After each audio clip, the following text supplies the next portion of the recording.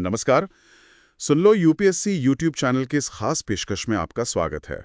आज हम एक बहुत ही फाउंडेशनल बुनियादी विषय पर बात करने वाले हैं। Chapter 10 understanding and improving public policy. नमस्कार। हाँ, पब्लिक पॉलिसी यानी सरकारें कैसे सोचती हैं, कैसे फैसले लेती हैं, योजनाएं बनाती हैं और उन्हें लागू करती हैं। ये हर लोक सेवक, हर यूपीएससी एस्पिरेंट के लिए समझना बेहद जरूरी है। बिल्कुल। और ये सिर्फ परीक्षा के लिए ही नहीं बल्कि एक जागरूक नागरिक होने के नाते भी। आखिर सरकार के फैसले हम सबको प्रभावित करते हैं ना। तो आज हम इस पूरे विषय को परत दर परत खोलेंगे एकदम विस्तार से। हाँ, कोशिश करेंगे कि कोई पहलू छूटे नहीं। तो शुरू करते हैं पब्लिक पॉलिसी एनालिसिस से। ये है क्या आखिर? हाँ, यहीं से शुरू करते हैं। पब्लिक पॉलिसी क्या है? देखिए, सरल शब्दों में ये सरकार का चुना हुआ एक कोर्स ऑफ एक्शन है जो वो किसी मुद्दे पर अपनाती है और आगे बढ़ाती है। ठीक है। और पब्लिक पॉलिसी एनालिसिस? सार्वजनिक नीति विश्लेषण। वो इस बात का अध्ययन है कि ये नीतियां बनती कैसे हैं, लागू कैसे होती हैं और जो ज्ञान हमारे पास उपलब्ध है उसका इस्तेमाल करके इन्हें बेहतर कैसे बनाया जा सकता है। मतलब ये दो हिस्सों में है, समझना और सुधारना। दिलचस्प। और आपने बताया था कि इसका विकास दो अलग-अलग रास्तों पर हुआ है, एक प्रैक्टिकल और एक एकेडमिक। हाँ बिल्कुल। एक रास्ता था व्यवहारिक प्रैक्टिकल जो सीधे पॉलिसी मेकर से जुड़ा था। इसकी शुरुआत हम कह सकते हैं वुड्रो विल्सन से हुई, जिन्होंने सोशल साइंटिस्ट को सरकारी काम में लगाया। अच्छा। और फिर हर्बर्ट हूवर ने भी कुछ किया था। हाँ, उन्होंने राष्ट्रीय आर्थिक और सामाजिक रुझानों का पहला विश्लेषण करवाया था। लेकिन असली उछाल आया फ्रैंकलिन डी रूजवेल्ट के समय, जब न्यू डील के तहत सरकार का आकार बहुत बढ़ा और सामाजिक वैज्ञानिकों पर निर्भरता भी बढ़ी। और फिर वो प्रेसिडेंट लिंडन जॉनसन वाली बात। हाँ। उन्होंने कुछ लागू करने की कोशिश की थी, पीपीबीएस। हाँ, 1965 में planning programming budgeting system PPBS, कार्यक्रम योजना बजट प्रणाली। कोशिश तो अच्छी थी, मतलब बजट को प्लानिंग से जोड़ने की, लेकिन वो बहुत सफल नहीं हो पाई। असफल क्यों रही? ज्यादा जटिल थी? हाँ, काफी जटिल थी और शायद नौकरशाही उसके लिए तैयार नहीं थी। लेकिन इसका एक फायदा हुआ, इसने कई सरकारी एजेंसियों में नीति विकल्पों का व्यवस्थित विश्लेषण करने की प्रक्रिया शुरू कर दी, एक तरह से बीज बो दिया। और फिर बाद में भी कुछ कानून आए, जीपीआरए। बिल्कुल। 1993 का government performance and results act, सरकारी प्रदर्शन और परिणाम अधिनियम, इसने एजेंसियों के लिए लक्ष्य निर्धारित करना और प्रदर्शन मापना अनिवार्य कर दिया। और 1994 में office of management and budget OMB ने भी नीति विश्लेषकों को नियुक्त करना शुरू किया। हाँ, इन सब कदमों से पॉलिसी एनालिसिस को संघीय ढांचे में एक स्थायी जगह मिल गई। अब ये कोई बाहरी चीज नहीं रही बल्कि सरकारी प्रक्रिया का हिस्सा बन गई। तो आज पॉलिसी एनालिस्ट एक बाकायदा नौकरी है। ये एक पूरा नॉलेज इंडस्ट्री बन गया है। सही कहा। और इसका असर भी होता है नीति निर्माण पर, खासकर जो नॉन पार्टिसन ऑर्गेनाइजेशंस हैं, उनका विश्लेषण काफी मायने रखता है। ये तो हुई व्यवहारिक ट्रैक की बात। अकादमिक दुनिया में क्या चल रहा था, वो पीछे थे क्या? हाँ, अकेडमिक दुनिया थोड़ी पीछे चल रही थी। पहली किताब आई 1951 में हेरोल्ड लैसवेल की। फिर ये क्षेत्र ज्यादातर थिंक टैंक्स में काम करने वाले सिस्टम एनालिस्ट्स के पास चला गया। पहली एकेडमिक कॉन्फ्रेंस कब हुई? वो हुई 1965 में। और फिर 1971 में पॉलिसी स्टडीज ऑर्गेनाइजेशन बनी। तो आप देख सकते हैं अकादमिक पहचान बनने में थोड़ा समय लगा। और इसका पॉलिटिकल साइंस, राजनीति विज्ञान और पब्लिक एडमिनिस्ट्रेशन, लोक प्रशासन से क्या रिश्ता है? हमने चैप्टर 2 में पब्लिक एडमिनिस्ट्रेशन के बारे में बात की थी। हाँ, ये दिलचस्प है। पब्लिक पॉलिसी का अकादमिक उभार काफी हद तक पॉलिटिकल साइंस द्वारा उस खाली जगह को भरने की कोशिश थी जो पब्लिक एडमिनिस्ट्रेशन के, कह सकते हैं, हाशिए पर जाने से पैदा हुई थी। 1970 के दशक में दोनों ही क्षेत्रों के प्रोग्राम लगभग दोगुने हो गए। तो आज पब्लिक पॉलिसी की पढ़ाई कहाँ होती है? इसके 3 मुख्य घर हैं विश्वविद्यालयों में। पहला, पॉलिटिकल साइंस, राजनीति विज्ञान। दूसरा, पब्लिक एडमिनिस्ट्रेशन स्कूल या विभाग। और तीसरा, स्टैंड अलोन पॉलिसी प्रोग्राम्स, जो सिर्फ इसी पर फोकस करते हैं। इनके अलावा इकोनॉमिक्स, साइकोलॉजी और सोशियोलॉजी में भी इसकी कुछ मौजूदगी है। और ये पब्लिक एडमिनिस्ट्रेशन स्कूल कैसा काम कर रहे हैं? क्या वो छात्रों को सरकारी नौकरी के लिए तैयार कर पा रहे हैं? हाँ, एक सर्वे तो यही बताता है। उसमें करीब 88% 88% सरकारी अधिकारियों ने माना कि उनके लोक प्रशासन के कोर्स ने उन्हें सरकारी करियर के लिए अच्छी तरह तैयार किया। ये तो बढ़िया बात है। लेकिन वो जो स्टैंड अलोन पॉलिसी स्कूल्स हैं, उनकी कुछ आलोचना भी है। हाँ, कुछ आलोचनाएं हैं। एक तो ये कि उनके मिशन में थोड़ी ग्रैंडियोसिटी झलकती है, मतलब वो दुनिया बदलने जैसी बातें करते हैं। दूसरा, उनका फोकस अक्सर राष्ट्रीय या वैश्विक नीतियों पर ज्यादा रहता है, स्थानीय मुद्दों पर कम। और छात्रों की रुचि सरकार में कम होने की भी बात है। हाँ, ये भी एक चिंता जताई गई है कि इन स्कूलों के छात्र शायद निजी क्षेत्र या अंतर्राष्ट्रीय संगठनों में जाने में ज्यादा रुचि रखते हैं, बजाय अपने देश की सरकार में काम करने के। तो ये एक बहस का मुद्दा है। तो ये तो हुआ इतिहास और अकादमिक पक्ष। अब आते हैं मुख्य सिद्धांतों पर। पहला पैराडाइम है इंक्रीमेंटलिस्ट पैराडाइम। ये क्या है? हाँ, इंक्रीमेंटलिस्ट पैराडाइम ये पॉलिटिकल साइंस का पसंदीदा नजरिया है। ये ज्यादातर सब्सटैंटिव, डिस्क्रिप्टिव, ऑब्जेक्टिव और प्रोसेस फोकस्ड है। मतलब ये बताता है कि नीतियां असल में बनती कैसे हैं। और इसके मुख्य विचारक कौन है? लिंडब्लोम। बिल्कुल। चार्ल्स ई लिंडब्लोम, उन्होंने एक शब्द दिया, डिसजॉइंटेड इंक्रीमेंटलिज्म, असंतत वृद्धिवाद। पहले उन्होंने इसे मडलिंग थ्रू कहा था, जो शायद ज्यादा आसानी से समझ आता है। डिसजॉइंटेड और इंक्रीमेंटलिज्म, इनका मतलब क्या हुआ? डिसजॉइंटेड का मतलब है कि समस्याओं का आकलन और सरकार की प्रतिक्रिया के बीच अक्सर एक गैप होता है, तारतम्य नहीं होता। और इंक्रीमेंटलिज्म का मतलब है कि नीति निर्माता बहुत धीरे धीरे छोटे छोटे नीतिगत बदलाव करते हैं, बड़े क्रांतिकारी कदम नहीं उठाते। ऐसा क्यों करते हैं वो? क्या वो आलसी हैं या कोई और वजह है? आलसी कहना ठीक नहीं होगा। ये पैराडाइम मानता है कि उनके पास अक्सर सिस्टेमिक, प्रणालीगत और इनोवेटिव, अभिनव नीतियां बनाने के लिए जरूरी बुद्धि, समय या पैसा नहीं होता। जानकारी अधूरी होती है, भविष्य अनिश्चित होता है, राजनीतिक दबाव होते हैं। तो सबसे सुरक्षित रास्ता यही लगता है कि मौजूदा स्थिति से थोड़ा ही हटें। तो ये तरीका कंजर्वेटिव हुआ, ग्रेजुअल हुआ और शायद पॉलिटिकली फीजिबल भी। हाँ बिल्कुल, क्योंकि बड़े बदलावों से ज्यादा विरोध होने का डर रहता है। छोटे बदलावों पर आम सहमति बनाना आसान होता है। इस इंक्रीमेंटलिस्ट पैराडाइम के अंदर भी 6 अलग-अलग मॉडल्स हैं जो बताते हैं कि ये मॉडलिंग थ्रू कैसे होता है। 6 मॉडल्स, ठीक है, एक एक करके समझते हैं। पहला कौन सा है? एलीट मास मॉडल। हाँ, एलीट मास मॉडल, अभिजात वर्गजन समूह मॉडल, ये सी राइट मिल्स के काम से जुड़ा है। ये मॉडल मानता है कि एक छोटा शक्तिशाली पॉलिसी मेकिंग एलीट होता है जिनके मूल्य और हित एक जैसे होते हैं, और ये अभिजात वर्ग एक निष्क्रिय, उदासीन और अनजान जनता पर शासन करता है। मतलब नीतियां ऊपर से नीचे आती हैं और जनता की भूमिका ज्यादा नहीं होती। बिल्कुल, इस मॉडल के अनुसार नीतियां मुख्य रूप से स्टेटस को यथास्थिति बनाए रखने के लिए बनाई जाती हैं ताकि अभिजात वर्ग के हित सुरक्षित रहें। आपने एक अध्ययन का जिक्र किया था जिसमें चौंकाने वाले आंकड़े थे, वो क्या था? हाँ, वो एक बहुत महत्वपूर्ण अध्ययन था। करीब 30 साल तक 1779 नीतिगत मुद्दों का विश्लेषण किया गया और पाया गया कि जब आर्थिक एलीट्स यानी देश के शीर्ष 10% आय वाले लोग किसी नीति का समर्थन करते थे तो उसके पास होने की संभावना 45% थी। और अगर वो विरोध करते थे तो पास होने की संभावना सिर्फ 18%, 18% रह जाती थी। बाप रे। और बड़े व्यापार समूहों का क्या असर था? उनका भी लगभग यही असर था।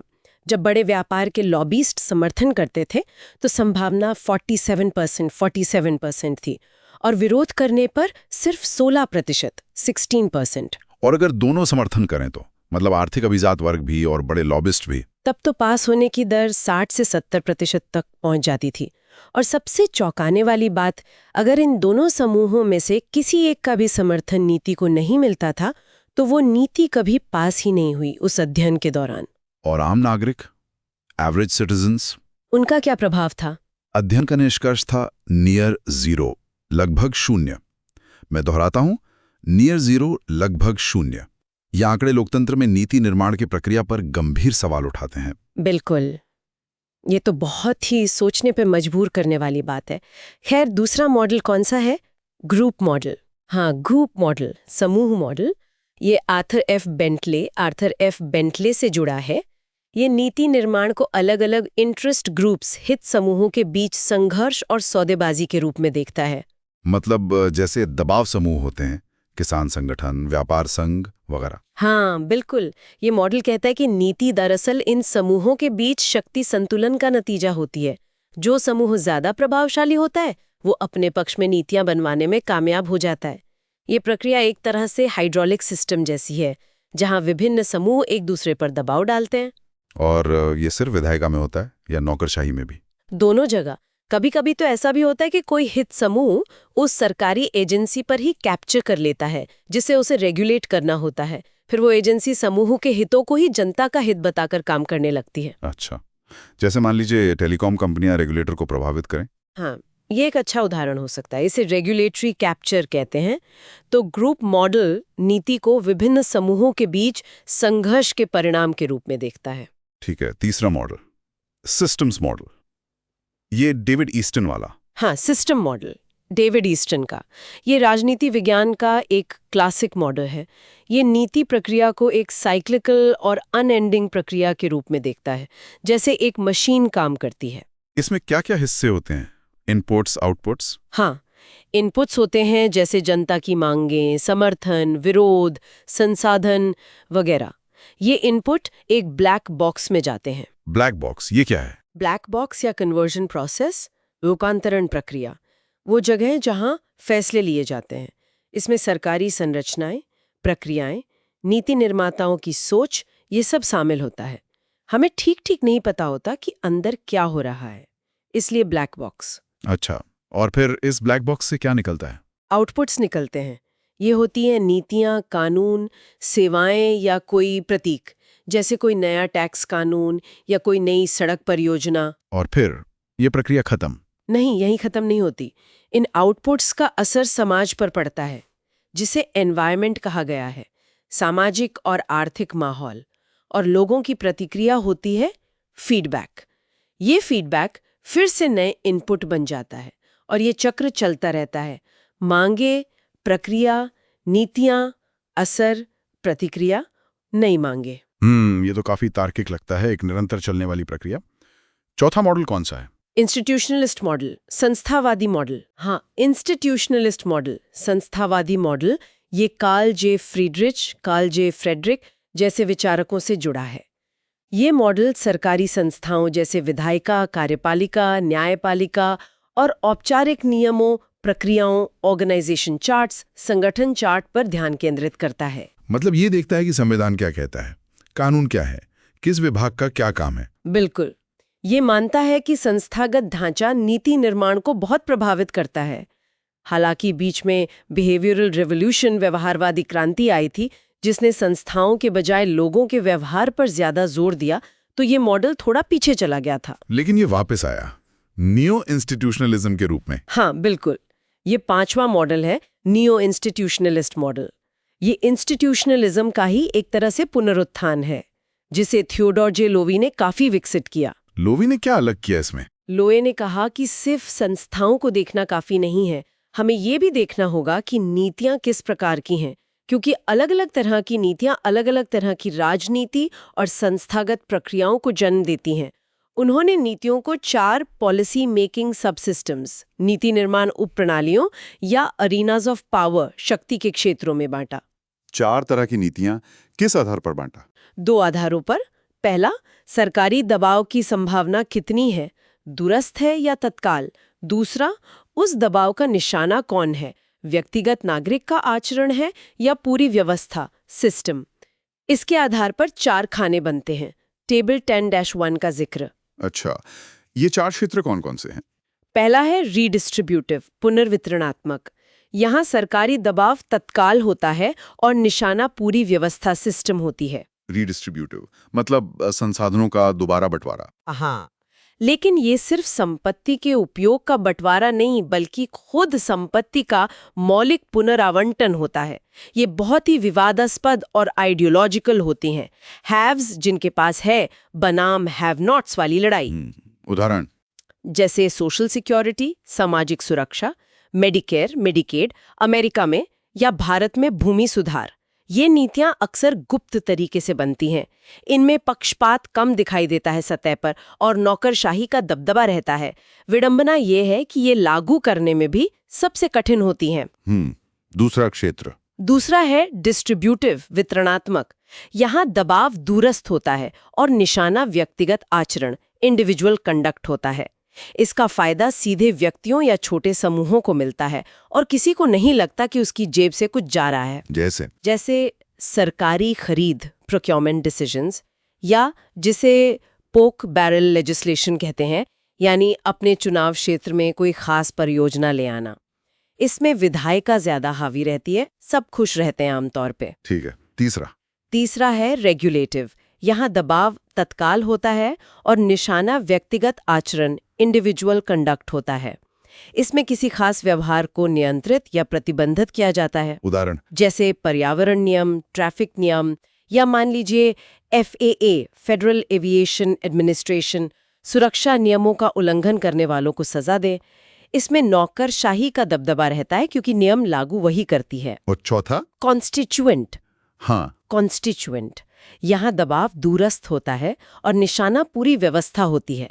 इसमें सरकार अपनी संरचना या प्रक्रियाओं में बदलाव करती है। जैसे कोई नई सरकारी एजेंसी बनाना या चुनाव कानून बदलना। इसमें भी विधायिका ज्यादा केंद्रित होती है।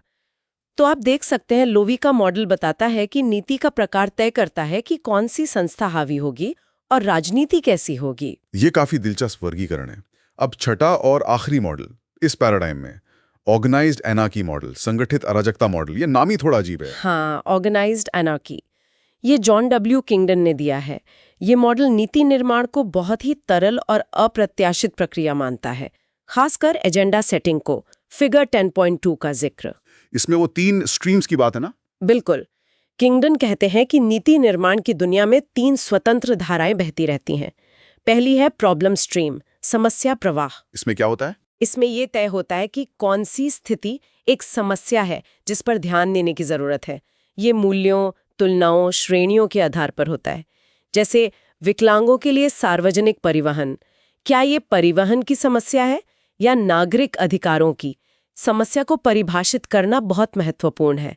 फिर नीति निर्माताओं का ध्यान आकर्षित करना होता है आंकड़ों, इंडिकेटर्स, किसी बड़ी घटना, इवेंट्स, फीडबैक या बजट के माध्यम से। ठीक है।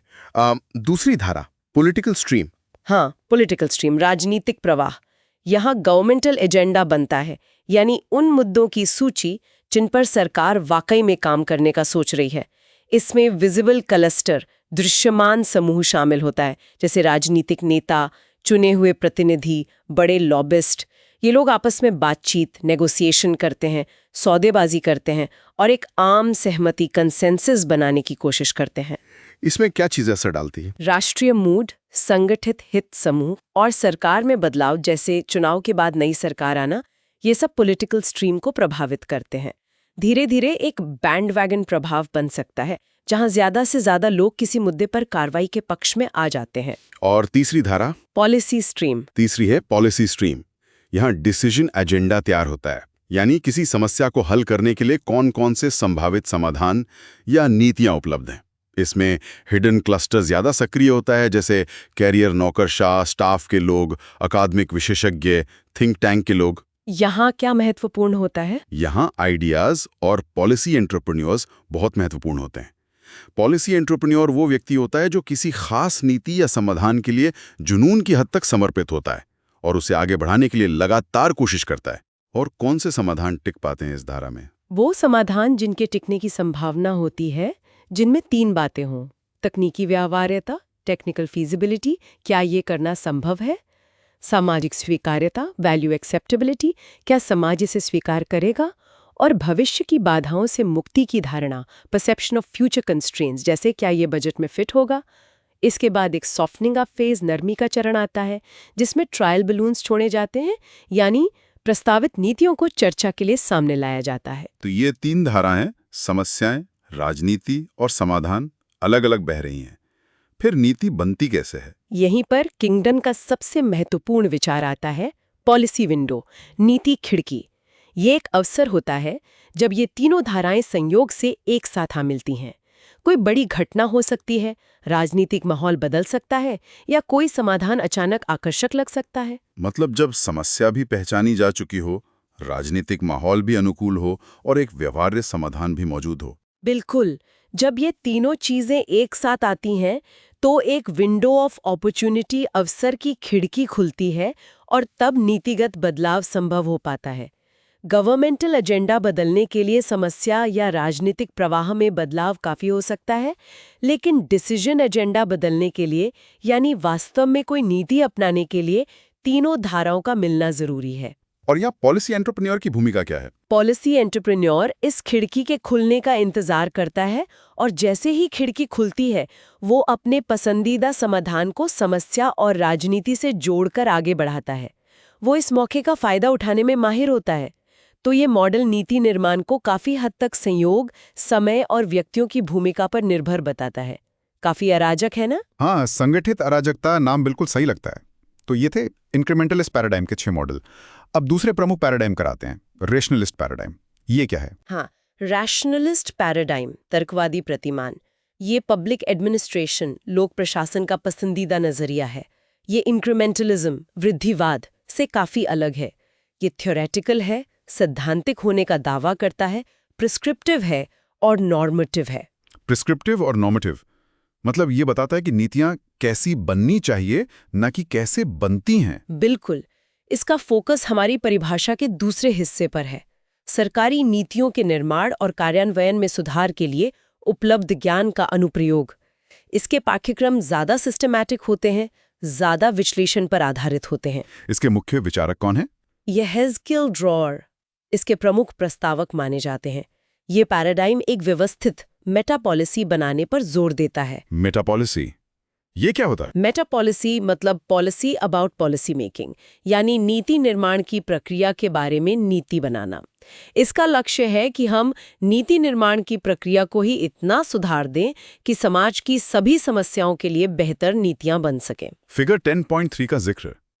तो ये इंक्रीमेंटलिज्म की मॉडलिंग थ्रू वाली सोच को खारिज करता है। हाँ, ये उसकी आलोचना करता है।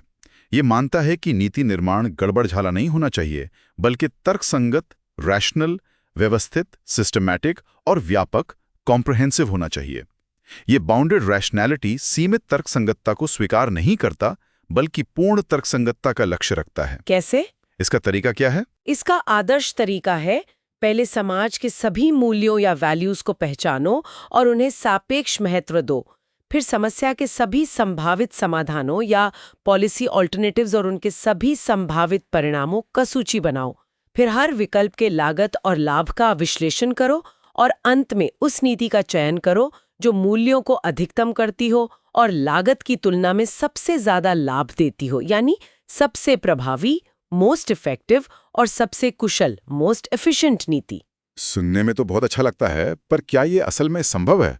सभी मूल्यों को जानना, सभी विकल्पों को जानना, सभी परिणामों का अनुमान लगाना। यही इसकी सबसे बड़ी चुनौती और आलोचना का बिंदु है। लेकिन ये एक आदर्श है, एक लक्ष्य है जिसकी तरफ बढ़ने की कोशिश करनी चाहिए। इसके तहत भी 2 मुख्य मॉडल आते हैं, हालांकि इनका अंतर उतना साफ नहीं है जितना इंक्रीमेंटलिस्ट मॉडल्स का था। पहला मॉडल कौन सा है? Rational choice model. तर्कसंगत विकल्प मॉडल। हाँ, रैशनल चॉइस मॉडल, तर्कसंगत विकल्प मॉडल। इसकी जड़ें अर्थशास्त्र में हैं। इसकी शुरुआत कह सकते हैं 1963 के आसपास हुई, जब कुछ विद्वान मिले और उन्होंने पब्लिक एडमिनिस्ट्रेशन के कुछ नो नेम फील्ड्स बाद में नाम मिल गए। हाँ, अब उन्हें रैशनल चॉइस, तर्कसंगत विकल्प, पब्लिक चॉइस, सार्वजनिक विकल्प या पॉलिटिकल इकोनॉमी, राजनीतिक अर्थव्यवस्था जैसे नाम दिए गए हैं। इन सबका मूल विचार एक ही है कि व्यक्ति, चाहे वो नागरिक हो, वोटर हो या नीति निर्माता, अपने हितों को अधिकतम करने के लिए तर्कसंगत रूप से व्यवहार करता है। तो ये मॉडल नीति निर्माण पर कैसे लागू होता है? ये मॉडल नीति को विभिन्न सामाजिक मूल्यों, सोशल वैल्यूज के बीच एक ऑप्टिमल मिक्स, इष्टतम मिश्रण खोजने की कोशिश के रूप में देखता है। हर नीति के कुछ फायदे होते हैं, कुछ नुकसान। ये मॉडल विश्लेषण के जरिए वो नीति चुनने की वकालत करता है जो समाज के लिए कुल मिलाकर सबसे फायदेमंद हो। इसमें थोड़ा सोशल इंजीनियरिंग का पुट भी है। कोई उदाहरण दे सकती हैं? जैसे मान लीजिए, ऊर्जा और ऑटोमोबाइल का मुद्दा है। एक पॉलिटिकल इकोनॉमिस्ट इस मॉडल के तहत शायद ये तर्क देगा कि ज्यादा पेट्रोल पीने वाली बड़ी गाड़ियां जैसे बेंटली पर ज्यादा टैक्स लगना चाहिए और कम ईंधन खाने वाली या इलेक्ट्रिक गाड़ियां जैसे वोल्ट पर कम, ताकि लोगों को तर्कसंगत रूप से बेहतर विकल्प चुनने के लिए प्रोत्साहित किया जा सके। इसमें कुछ खास अवधारणाएं भी हैं, जैसे पेरेटो ऑप्टिमैलिटी। हाँ, परेटो ऑप्टिमैलिटी एक महत्वपूर्ण अवधारणा है जिसे इतालवी अर्थशास्त्री विल्फ्रेडो परेटो ने विकसित किया था। इसका मतलब है एक ऐसी स्थिति जहां आप किसी एक व्यक्ति की स्थिति को बेहतर नहीं बना सकते बिना किसी दूसरे की स्थिति को बदतर किए। मतलब संसाधनों का सबसे कुशल आवंटन, जहां कोई बर्बादी ना हो रही हो। फिगर 10-4 का जिक्र। हाँ, बिल्कुल। ग्राफ पर देखें तो ये इंडिफरेंस कर्व और वैल्यू अचीवमेंट कर्व के स्पर्श बिंदु पर होता है। ये एक आदर्श स्थिति है जिसे पाना मुश्किल है, पर लक्ष्य यही रहता है। और ट्रेड ऑफ्स? ट्रेड ऑफ्स का मतलब है कि अक्सर हमें एक मूल्य को पाने के लिए दूसरे मूल्य का त्याग करना पड़ता है। हर नीति के साथ कुछ लागत और कुछ लाभ जुड़े होते हैं। जैसे अगर हम पर्यावरण संरक्षण वैल्यू X पर ज्यादा जोर देंगे तो शायद औद्योगिक विकास अन्य मूल्य की गति थोड़ी धीमी करनी पड़े। ये चुनाव करना ही ट्रेड ऑफ है। और एक्सटर्नैलिटीज या स्पिलओवर इफेक्ट्स, ये क्या है? एक्सटर्नैलिटीज का मतलब है कि किसी एक क्षेत्र में लिए गए नीतिगत फैसले का असर दूसरे क्षेत्रों पर भी पड़ता है जो शायद मूल इरादे में शामिल ना हो। ये असर सकारात्मक भी हो सकता है और नकारात्मक भी, इच्छित भी हो सकता है और अनिच्छित भी। उदाहरण? जैसे मान लीजिए सरकार कॉर्पोरेट टैक्स में कटौती करती है। इसका इच्छित सकारात्मक प्रभाव हो सकता है कि कंपनियां ज्यादा निवेश करें और रोजगार बढ़े। लेकिन इसका एक अनिश्चित नकारात्मक प्रभाव ये भी हो सकता है कि सरकार के पास कल्याणकारी कार्यक्रमों के लिए कम पैसा बचे। इन बाहरी प्रभावों का विश्लेषण करना रैशनल चॉइस मॉडल के लिए जरूरी है। ठीक है। अब रैशनलिस्ट पैराडाइम का दूसरा model, public goods and services model. हाँ, public goods and services model, सार्वजनिक वस्तुएं और सेवाएं मॉडल, ये एल.एल. वेड और आर.आई. करी जूनियर जैसे विद्वानों के काम से जुड़ा है। ये मॉडल इस सवाल का जवाब देने की कोशिश करता है कि कौन सी वस्तुएं और सेवाएं किस क्षेत्र यानी सरकार या निजी बाजार द्वारा ज्यादा कुशलता से प्रदान की जानी चाहिए। इसका आधार क्या है? किस आधार पर यह तय होता है? टेबल 10.2 का जिक्र। इसका आधार दो चीजें हैं। पहली है एक्सक्लूजन और दूसरी है कंजम्पशन यूज। एक्सक्लूजन का मतलब? एक्सक्लूजन का मतलब है कि क्या किसी वस्तु या सेवा के उपयोग से उन लोगों को रोकना संभव और आसान है जिन्होंने उसके लिए भुगतान नहीं किया है। अगर रोकना आसान है, जैसे सिनेमा हॉल का टिकट, तो हाई एक्सक्लूजन है। अगर रोकना मुश्किल या असंभव है, जैसे सड़क पर लगी लाइट, तो लो एक्सक्लूजन है।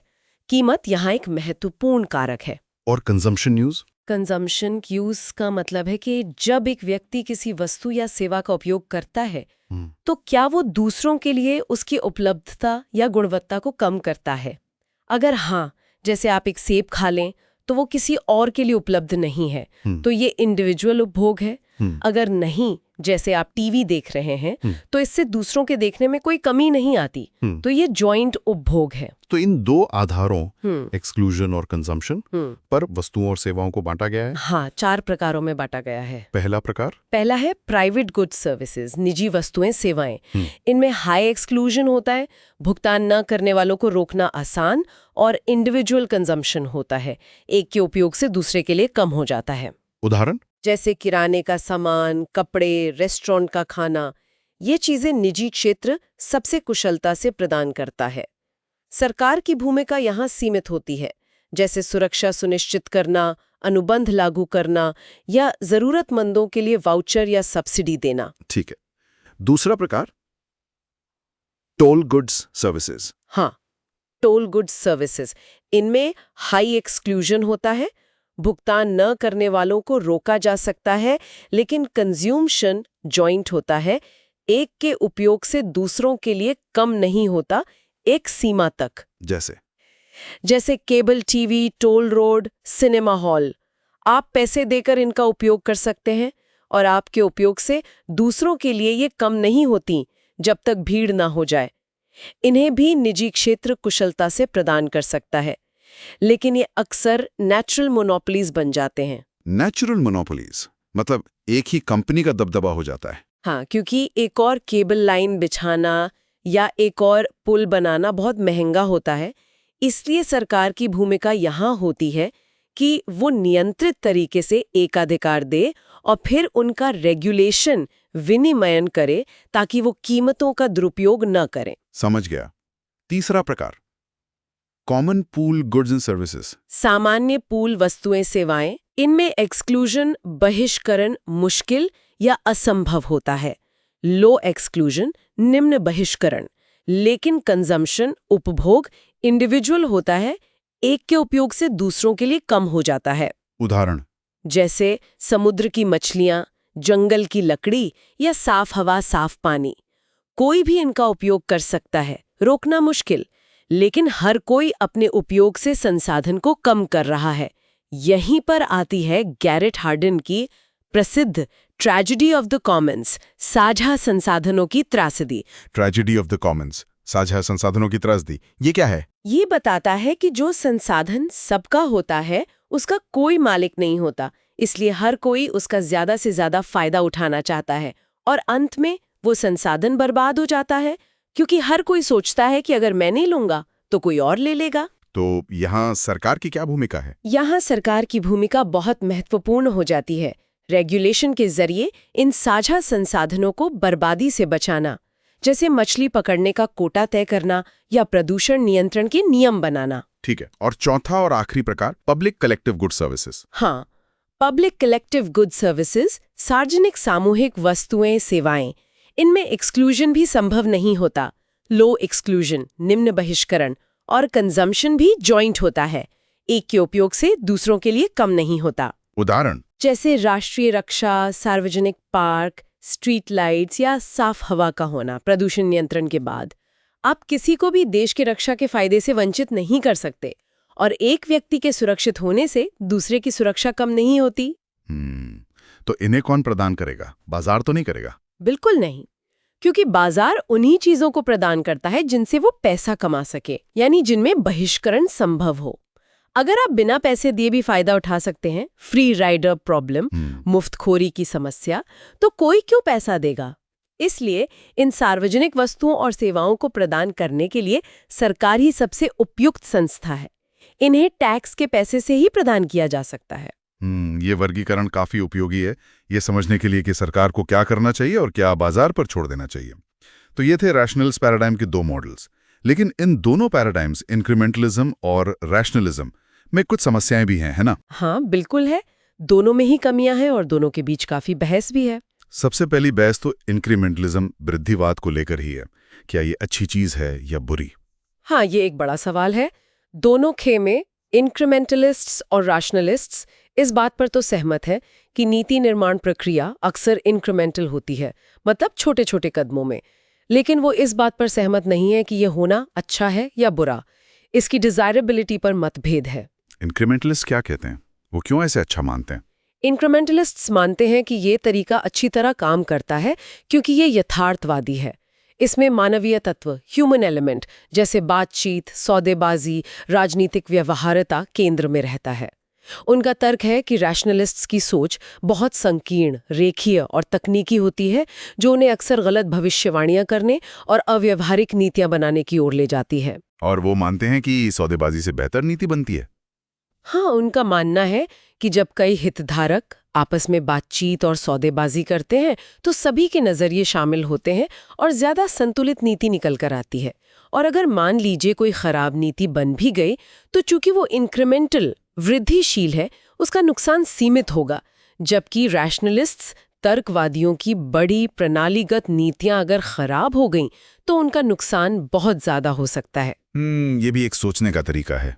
लेकिन रैशनलिस्ट इससे सहमत नहीं होंगे?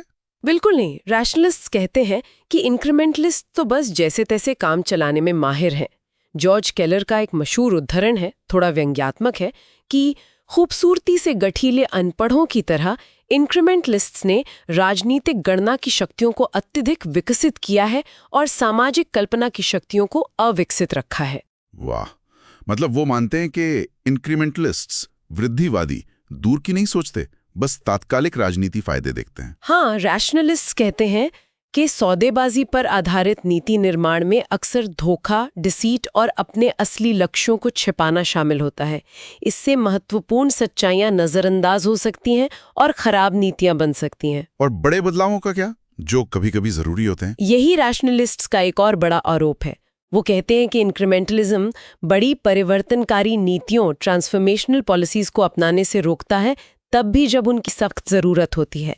वो बस छोटे-मोटे सुधार, टिंकरिंग करके काम चलाते रहते हैं, जबकि जरूरत शायद पूरी व्यवस्था बदलने की हो। तो ये तो हुई बहस कि इंक्रीमेंटलिज्म अच्छा है या बुरा।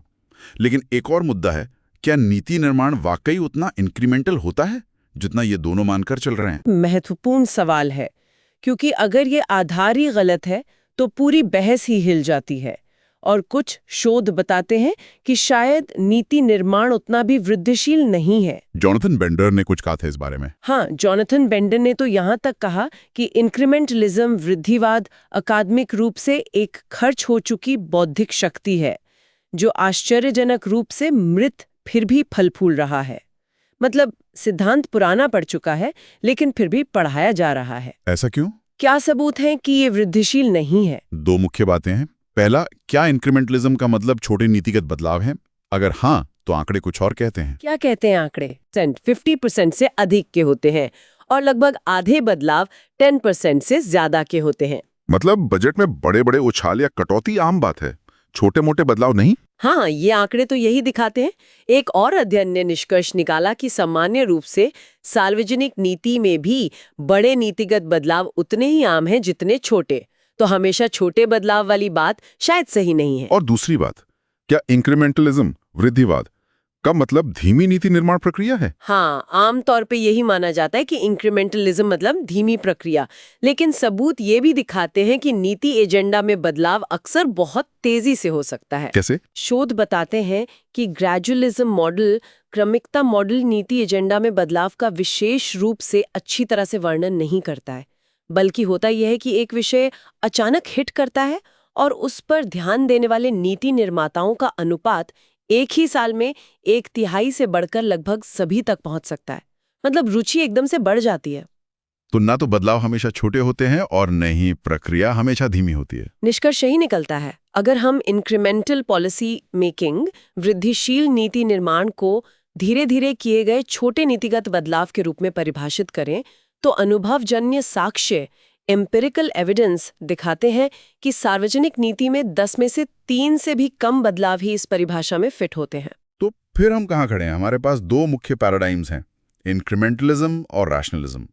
दोनों के लक्ष्य अलग अलग हैं। एक समझना चाहता है, दूसरा सुधारना।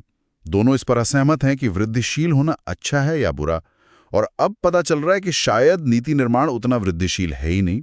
ये तो बड़ी गड़बड़ है। हाँ, इसीलिए कुछ विद्वान कहते हैं कि हमें एक तीसरे दृष्टिकोण यानी अ थर्ड अप्रोच की जरूरत है। एक ऐसा रास्ता जो इंक्रीमेंटलिज्म के सनकी यथार्थवाद और रैशनलिज्म की आदर्शवादी कल्पनाओं के बीच संतुलन बना सके, जो सिर्फ आंकड़ों में ना उलझे लेकिन विश्लेषण का उपयोग करके बेहतर विकल्प खोजने में मदद करे। अमिताई एज़ियोनी ने भी इसी तरह की बात की थी। और यहीं पर स्ट्रेटेजिक प्लानिंग का प्रवेश होता है। ये है वो तीसरा रास्ता। हाँ, स्ट्रैटेजिक प्लानिंग को इस तीसरे रास्ते के रूप में देखा जा रहा है। तो ये स्ट्रेटेजिक प्लानिंग है क्या? ये शब्द तो कॉर्पोरेट दुनिया में बहुत सुना है। हाँ, इसकी शुरुआत वहीं से हुई। 1962 में अल्फ्रेड चैंडलर जूनियर ने इसे निगमों के लिए प्रस्तावित किया था, लेकिन धीरे धीरे इसे सार्वजनिक, पब्लिक और स्वतंत्र यानी नॉन प्रॉफिट, गैर लाभकारी क्षेत्रों ने भी अपना लिया है। इसकी परिभाषा क्या है? ये करता क्या है? फिगर 59.5 का जिक्र।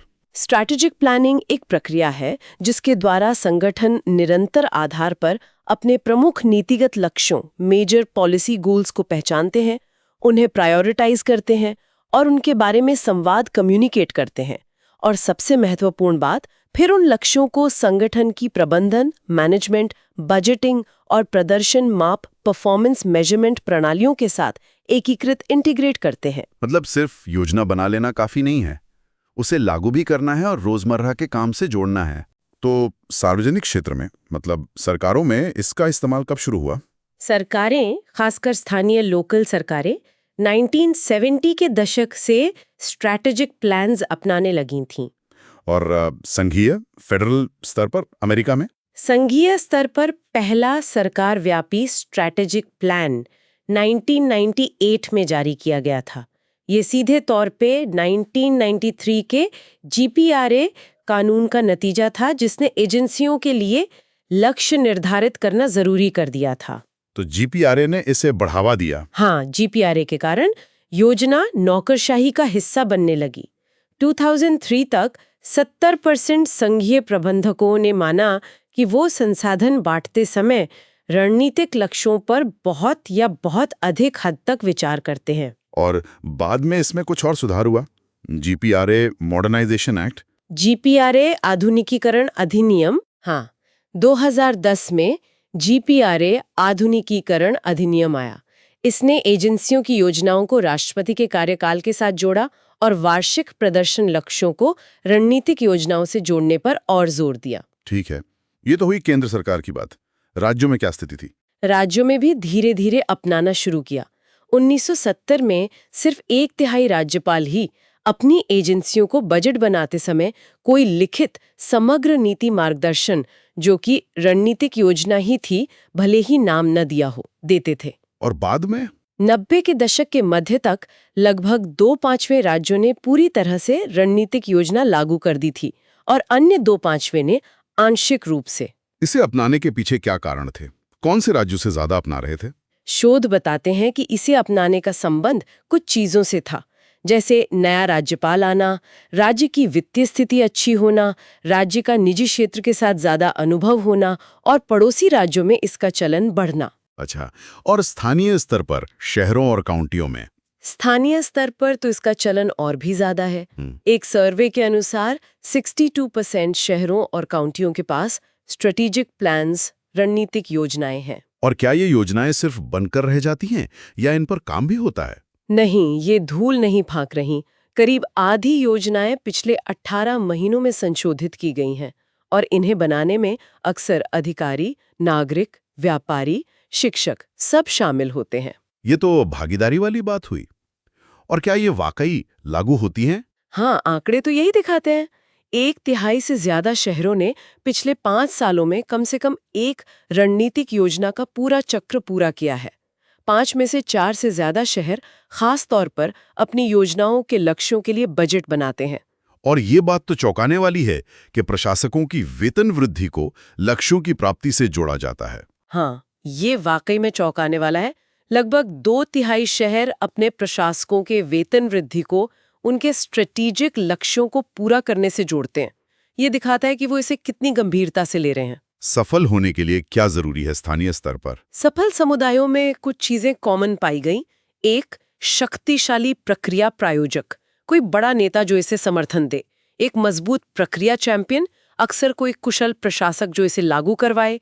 पूरी एजेंसी में ये समझ कि इसमें रुकावटें और देरी आ सकती हैं, और लचीला होने की इच्छा। क्या इसमें राजनीतिक दिक्कतें ज्यादा आती हैं या तकनीकी? दिलचस्प बात यह है कि शोध बताते हैं कि स्थानीय योजना को लागू करने में तकनीकी कठिनाइयां, जैसे आंकड़े जुटाना, विश्लेषण करना, राजनीतिक कठिनाइयों से ज्यादा बड़ी हो सकती हैं।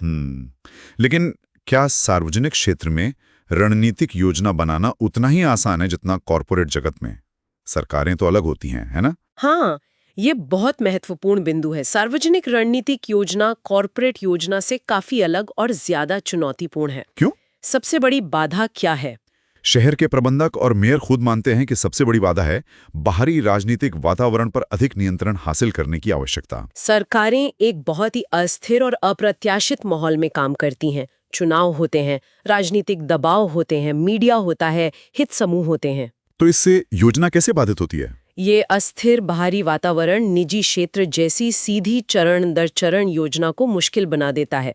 अक्सर मनमानी समय सीमाएं होती हैं, जैसे बजट चक्र या चुनाव कार्यक्रम, जो रणनीतिक फैसलों को या तो जल्दी करवा देती हैं या देर से इस तरह के वो रणनीतिक रह ही नहीं जाते।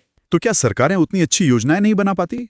बल्कि सरकारें अक्सर वैसी मोटी आकर्षक योजनाएं बना भी नहीं पाती जैसी कॉरपोरेट जगत में बनती है। एक अध्ययन में पाया गया कि स्थानीय सरकारों में एक अच्छी तरह से तैयार की गई रणनीतिक योजना मुश्किल से 5 से 7 पृष्ठों की होती है। 5 से 7 पेज कॉर्पोरेट योजनाओं के मुकाबले तो कुछ भी नहीं। बिल्कुल। इसीलिए कुछ आलोचक हैं जिन्हें हेनी पेनी स्कूल कहा गया है। हेनी पेनी स्कूल, वो मुर्गी वाली कहानी जो सोचती थी आसमान गिर रहा है। हाँ, वही। ये आलोचक कहते हैं कि इन अराजक स्थितियों के कारण सार्वजनिक क्षेत्र में रणनीतिक योजना सफल हो ही नहीं सकती। जो साहसिक कदम रणनीतिक योजना मांगती है वो सरकार में लगभग पूरी तरह से असंभव है। लेकिन क्या ये नजरिया सही है? क्या रणनीतिक योजना का मतलब हमेशा साहसिक कदम ही होता है? नहीं, ये नजरिया शायद अतिवादी है। हमें याद रखना चाहिए कि साहसिक कदम सफल रणनीतिक योजना के लिए जरूरी नहीं है। रणनीतिक योजना तो बस एक तीसरा रास्ता दिखाती है। तीसरा रास्ता कैसे? सफल सरकारी एजेंसियां रणनीतिक योजना का इस्तेमाल जरूरत के हिसाब से करती हैं। कभी वो बोझिल वृद्धिशीलवाद से बचने के लिए राजनीतिक रूप से सुरक्षात्मक रणनीतियां अपनाती हैं, और कभी जब जरूरत होती है तो ज्यादा महत्वाकांक्षी, विकासात्मक या यहाँ तक कि परिवर्तनकारी रणनीतियां भी अपनाती हैं। ये लचीलापन है। अच्छा, और इसका एक प्रबंधकीय लाभ भी है जो हमने चैप्टर 2 के अंदर नेटवर्क्ड वाली शासन व्यवस्था के बारे में पढ़ा था। हाँ, ये बहुत दिलचस्प है। हमने देखा था कि आज की सरकारें बहुत ज्यादा नेटवर्क वाली, सहयोगी, इंटरैक्टिव और क्रॉस फंक्शनल है, और ये नेटवर्क वाली शासन व्यवस्था रणनीतिक योजना को लागू करने में भी मददगार साबित होती है। कैसे? क्या निजी क्षेत्र में ये दिक्कत है? हाँ, एक बहुत बड़े अध्ययन 7,600 मैनेजर 262 कंपनियां 5 साल में पाया गया कि निजी क्षेत्र में योजना को लागू करने के लिए दूसरे विभागों के सहकर्मियों पर भरोसा करना बहुत मुश्किल होता है। केवल 9% ही पूरी तरह भरोसा कर सकते थे। बाहरी सहयोगियों जैसे सप्लायर्स पर भी भरोसा कम था। और समन्वय की समस्या? हाँ, 30% मैनेजरों ने इकाइयों के बीच समन्वय में विफलता को अपनी सबसे बड़ी चुनौती बताया। भले ही क्रॉस फंक्शनल समितियां थी, लेकिन मैनेजरों को नहीं लगता था कि वो अच्छा काम कर रही हैं। नतीजा, देरी, काम का दोहराव और योजना का खराब कार्यान्वयन। तो सार्वजनिक क्षेत्र में ये बेहतर है? यहाँ सार्वजनिक रणनीतिक योजना का एक अंतर्निहित प्रबंधकीय लाभ दिखता है, क्योंकि नेटवर्किंग स्ट्रेटेजिक योजनाओं को लागू करने में महत्वपूर्ण है, और अक्सर सहयोगी सरकारें स्वाभाविक रूप से प्रतिस्पर्धी निजी क्षेत्र की तुलना में नेटवर्किंग का प्रबंध ज्यादा प्रभावी ढंग से कर पाती हैं। वो सहयोग करने के आदी हैं। ये तो बड़ा फायदा है। और क्या इससे सार्वजनिक उत्पादकता, पब्लिक प्रोडक्टिविटी भी सुधरती है? क्या ये सिर्फ अच्छी बातें हैं या वाकई प्रदर्शन बेहतर होता है? ये लंबे समय से पता था कि रणनीतिक योजना प्राइवेट सेक्टर में फर्म के प्रदर्शन को सकारात्मक रूप से प्रभावित करती है, लेकिन हाल के शोधों ने ये भी स्थापित किया है कि रणनीतिक योजना और बेहतर सार्वजनिक प्रदर्शन के बीच भी एक मजबूत और सकारात्मक संबंध, स्ट्रॉन्ग एंड पॉजिटिव कोरिलेशन है। अधिकारी क्या मानते हैं? 90% राज्य एजेंसी प्रमुख मानते हैं कि रणनीतिक योजना की सबसे उपयोगी विशेषता एजेंसी की प्राथमिकताओं को स्पष्ट करना और प्रबंधन को दिशा निर्देश देना है। उसके बाद नीतिगत निर्णयों के लिए मार्गदर्शन करना। और नगरपालिका अधिकारी वो भी संतुष्ट हैं? हाँ, एक चौंका देने वाला आंकड़ा 93% नगरपालिका अधिकारी सोचते हैं कि रणनीतिक योजना इसमें लगने वाले समय और खर्च के लायक है। केवल 2% कहते हैं कि ये लायक नहीं है। 93%, ये तो जबरदस्त है। और तथ्य भी इन विचारों का समर्थन करते हैं। सरकार में तार्किक, स्पष्ट रूप से नियोजित रणनीतियां बेहतर प्रदर्शन के लिए एक उपयोगी मार्ग है, और सार्वजनिक क्षेत्र में मात्रात्मक रणनीतिक प्राथमिकताएं बेहतर संगठनात्मक परिणामों की ओर ले जाती हैं, खासकर बेहतर प्रदर्शन। और क्या लक्ष्य पूरे भी होते हैं? हाँ, जिन शहरों ने 2 या 2 से ज्यादा रणनीतिक योजनाएं पूरी कर ली थीं, उनमें औसतन उनकी योजनाओं के 3/5वें लक्ष्य पूरे हो गए थे। ये बुरा नहीं है। और क्या ये सिर्फ बाहरी परिस्थितियों पर निर्भर करता है या रणनीति का खुद भी असर होता है? रणनीति का खुद भी असर होता है। उन चीजों को हटाने के बाद भी जिन्हें प्रशासक नियंत्रित नहीं कर सकते, जैसे शहर का आकार, स्थान, पैसा, रणनीति मायने रखती है। एक अध्ययन में पाया गया कि एक निम्न प्रदर्शन करने वाली नगरपालिका का मुख्य रूप से बाहरी रणनीतिक अभिविन्यास होता है, जबकि एक उच्च प्रदर्शन करने वाली नगरपालिका का आंतरिक और बाहरी दोनों अभिविन्यास होता है। मतलब वो अंदरूनी सुधारों पर भी ध्यान देती है। तो कुल मिलाकर सार्वजनिक क्षेत्र में रणनीतिक योजना चुनौतियों के बावजूद काम करती है और फायदेमंद है। अब आते हैं नॉन प्रॉफिट स्ट्रैटेजिक प्लानिंग, गैर लाभकारी रणनीतिक योजना पर। क्या वो भी इसका इस्तेमाल करते हैं? यहाँ स्थिति थोड़ी अलग है। शोध बताते हैं कि कई गैर लाभकारी संगठन रणनीतिक योजना का उपयोग नहीं करते हैं। क्यों नहीं करते? क्या दिक्कतें हैं? कारण आंतरिक भी हैं और बाहरी भी। आंतरिक रूप से गैर लाभकारी संगठनों के लिए अपने हितधारकों स्टेक होल्डर्स के बीच इस बात पर सहमति बनाना ज़्यादा मुश्किल होता है कि उनके असली लक्ष्य क्या हैं। याद है चैप्टर 4 की टेबल 4.1, गैर लाभकारी संगठन अक्सर अस्पष्ट लक्ष्यों और अप्रत्यक्ष नियंत्रण वाले खाने में आते हैं। इससे योजना बनाना कठिन हो जाता है। और बाहरी कारण? बाहरी कारण शायद ज्यादा महत्वपूर्ण है। शोध बताते हैं कि सबसे महत्वपूर्ण कारण कि गैर लाभकारी संगठन योजना बनाते हैं वो ये है कि उनके दाता डोनर्स, पैसा देने वाले फाउंडेशन या सरकार उन पर जबरदस्ती दबाव डालते हैं कि वे कार्रवाई की योजना प्रस्तुत करें। मतलब वो अपनी मर्जी से नहीं बल्कि दाताओं के कहने पर योजना बनाते हैं। हाँ, कई लेखक इसी निष्कर्ष पर पहुंचते हैं कि गैर लाभकारी तब योजना बनाते हैं जब उन्हें योजना बनानी होती है। ये इस क्षेत्र में सबसे मजबूत शोध निष्कर्षों में से एक है। तो ये जो ऊपर से दाता की मांग आती है, इसे स्ट्रेटेजिक फिलैंथ्रोपी कहते हैं, और गैर लाभकारी पेशेवर इससे खुश नहीं है। बिल्कुल खुश नहीं है। स्ट्रेटेजिक फिलैंथ्रोपी गैर लाभकारी पेशेवरों के गुस्से का निशाना है। एक लेखक ने तो इसे निरंकुश और आग्रही सम्राट कहा है, जिसकी नग्नता को गैर लाभकारी दिखाने की कोशिश कर रहे हैं, जबकि दाता ऐसे व्यवहार कर रहे हैं जैसे गैर लाभकारी ही पिछड़े हुए हैं।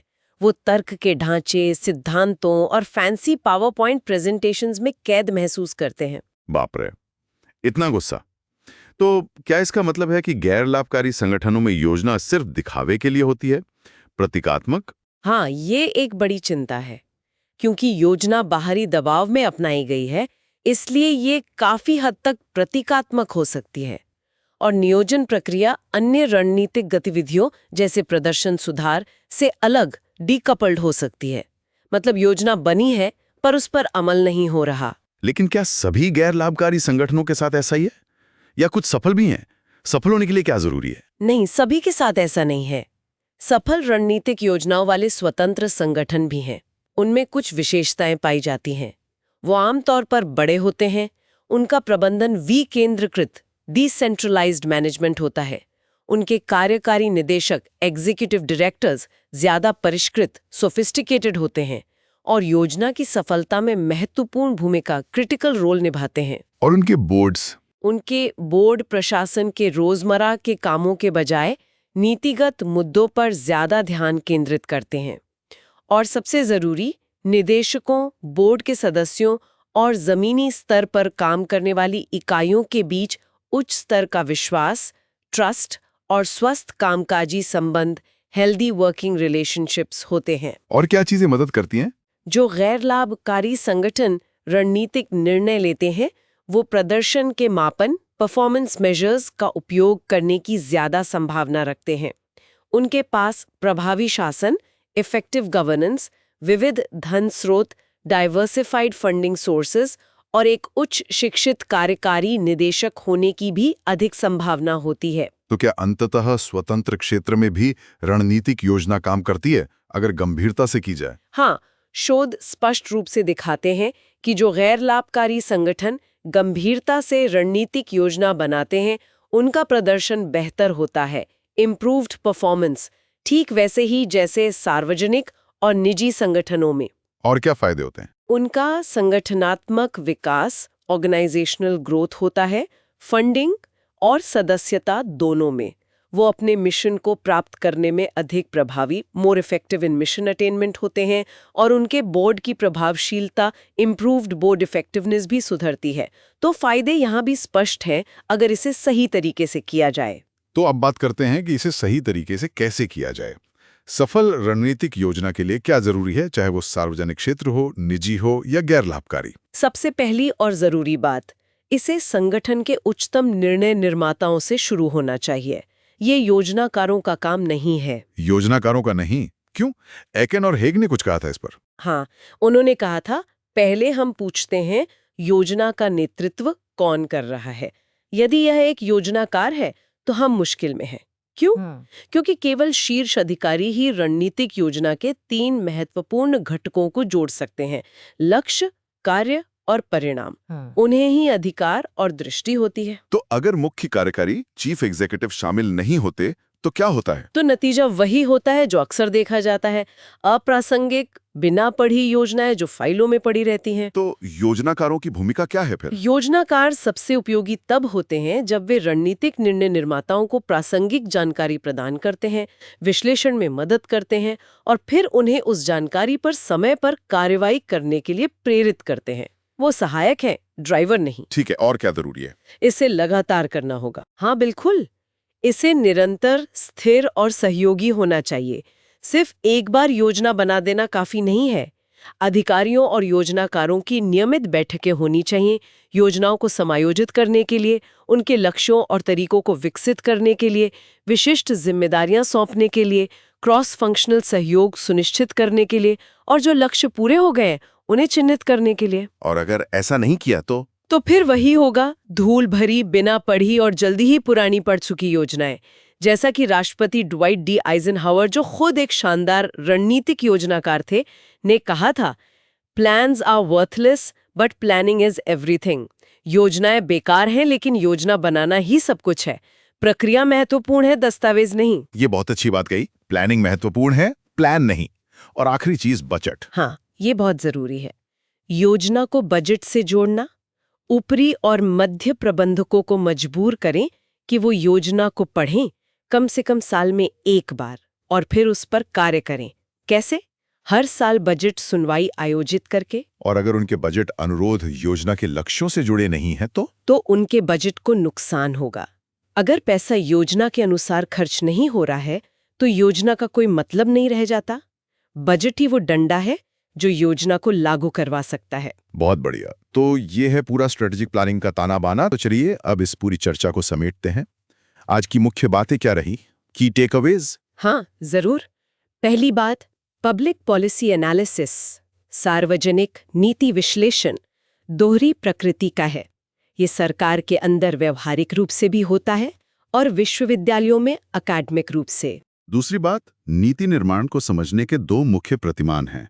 इंक्रीमेंटलिज्म, जो मानता है कि नीतियां छोटे धीमे कदमों से बनती हैं, और इसके कई वर्णनात्मक मॉडल हैं, जैसे elite, group, systems, institutional, neo institutional और ऑर्गेनाइज्ड एनार्की। और दूसरा है रैशनलिज्म, जो मानता है कि नीतियां तर्कसंगत, व्यवस्थित तरीके से बननी चाहिए और इसके आदेशात्मक मॉडल हैं, जैसे रैशनल चॉइस और पब्लिक गुड्स। तीसरा, हमने देखा कि वास्तविक दुनिया में नीति निर्माण हमेशा वृद्धिशील या छोटा या धीमा नहीं होता। कभी कभी बड़े बदलाव भी तेजी से होते हैं। इसलिए दोनों मुख्य प्रतिमानों की अपनी सीमाएं हैं। बिल्कुल। और चौथी बात, स्ट्रेटेजिक प्लानिंग एक तीसरे रास्ते के रूप में उभरती है, जो विश्लेषण को राजनीतिक वास्तविकता के साथ मिलाने की कोशिश करती है। ये सार्वजनिक और गैर लाभकारी दोनों क्षेत्रों में लागू हो रही है, हालांकि अपनी चुनौतियों के साथ। और पांचवी और आखिरी मुख्य बात, सफल स्ट्रैटेजिक प्लानिंग के लिए शीर्ष नेतृत्व की भागीदारी, निरंतरता, सहयोग और सबसे महत्वपूर्ण, बजट के साथ एकीकरण आवश्यक है। और अगर इसे सही से किया जाए तो ये प्रदर्शन में सुधार लाती है। हाँ, ये है मुख्य निष्कर्ष। अब एक विचारोत्तेजक प्रश्न जो श्रोताओं के लिए छोड़ा जा सकता है। हाँ जरूर। ये सब जानने के बाद कि नीति निर्माण कितना जटिल है, कितने अलग अलग मॉडल्स और वास्तविकताएं हैं, एक सवाल मन में आता है, भविष्य के नीति निर्माता जो लोक कल्याण में तर्कसंगत सुधार लाना चाहते हैं, वो इस संगठित अराजकता, ऑर्गेनाइज्ड एनार्की से निपटने और साथ ही प्रभावी बदलाव लाने के लिए खुद को सबसे अच्छे तरीके से कैसे तैयार कर सकते हैं, संतुलन कैसे साधें? ये वाकई में एक गहरा सवाल है। इस पर हमारे सभी यूपीएससी एस्पिरेंट्स को जरूर सोचना चाहिए। और इस पूरी चर्चा को मेरा सुझाव है, दोबारा जरूर सुनें। इसमें बहुत सी बारीकियां हैं जो पहली बार में छूट सकती हैं। हाँ, और ये सिर्फ यूपीएससी के लिए नहीं बल्कि एक प्रशासक या एक नागरिक के तौर पर भी बहुत महत्वपूर्ण समझ है। बिल्कुल। ये आपके जीएस पेपर 2 शासन, पेपर 4 नीति शास्त्र, जहां तर्कसंगत बना मूल्य आधारित निर्णयों की बात आती है, निबंध और भारत कैसे काम करता है, ये समझने के लिए बहुत महत्वपूर्ण है। ये एक मूल्यवान जीवन कौशल भी है। सही कहा। तो दोस्तों, अगर आपको ये विस्तृत चर्चा पसंद आई हो तो सुन लो यूपीएससी यूट्यूब चैनल को लाइक करें, शेयर करें, कमेंट करें और हाँ, सब्सक्राइब करना तो बिल्कुल ना भूलें। आपका सब्सक्रिप्शन और लाइक हमें हौसला देता है। और अगर आप हमारे काम को सच में पसंद करते हैं और चाहते हैं कि ये चैनल लंबे समय तक चलता रहे, तो आप सुपर थैंक्स के जरिए अपना समर्थन भी दिखा सकते हैं। आपका छोटा सा योगदान भी हमारे लिए बहुत मायने रखता है और हमें बेहतर सामग्री लाने के लिए प्रेरित करता है। अगली बार फिर मिलेंगे एक और महत्वपूर्ण विषय के साथ। तब तक के लिए पढ़ते रहिए, सोचते रहिए। धन्यवाद। धन्यवाद।